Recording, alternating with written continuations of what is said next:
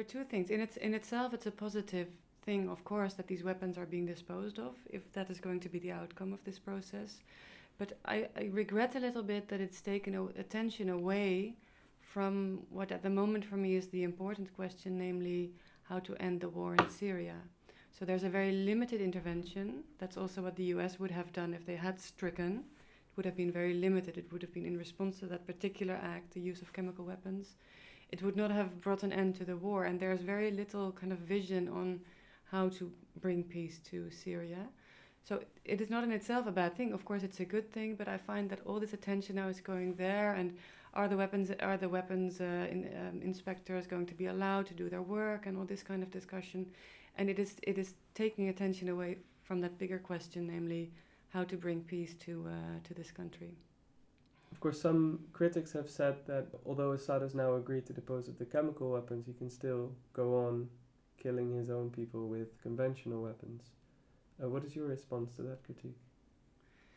This is a critique of the red line, I suppose, that has been drawn by Obama and by others, by saying that this is the moment where we intervene or we pressure him to do something, but not before, even though he was already killing on large scale. And what is really the difference, right? What does it matter what weapons he uses?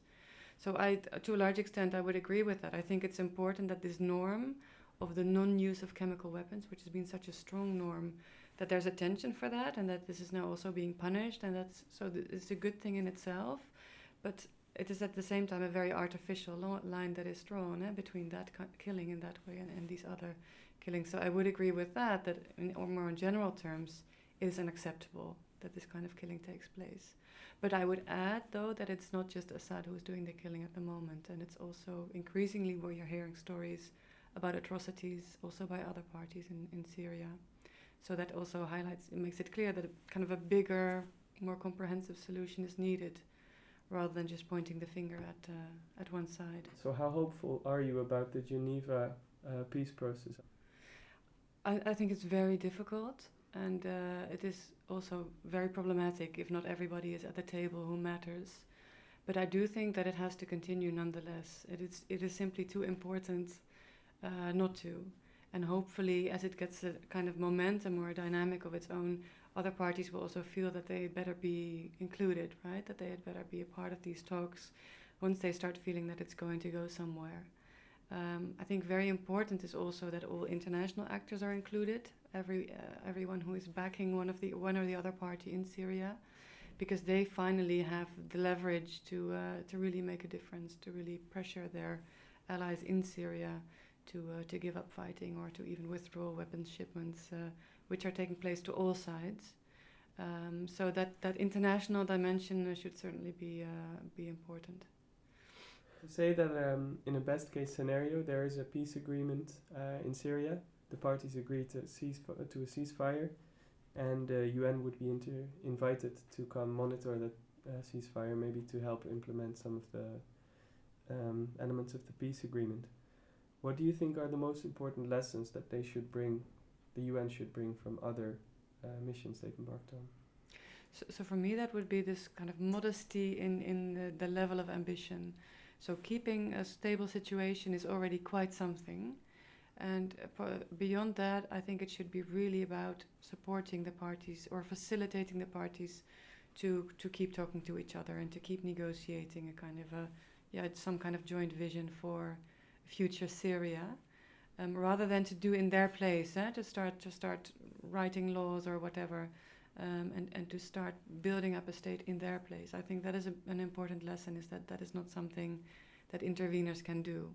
So a modest role as a kind of guarantor of stability, which would already be quite big, and a facilitating role towards local parties who are finally having to do it. But then some people would argue that would mean that the UN can only aspire to create a negative peace in the absence of violence by sheer force, and that positive peace, meaning the absence also of indirect violence, would be beyond the scope of what any UN mission can aspire to.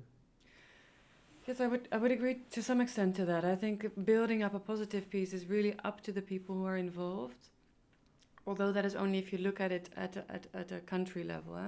I think you can look at positive peace at an international level when we look at how we are also involved in this conflict, how Russia is involved in backing one side, how the United States are backing and arming other parties, but even how, for example, for a while, Shell, as an oil company, was supplying gasoline to the tanks of Assad. I mean, if you look at these kind of more international influences without which the conflict would not continue, then there's something also for us to do on working for positive peace, or at least removing the obstacles for that.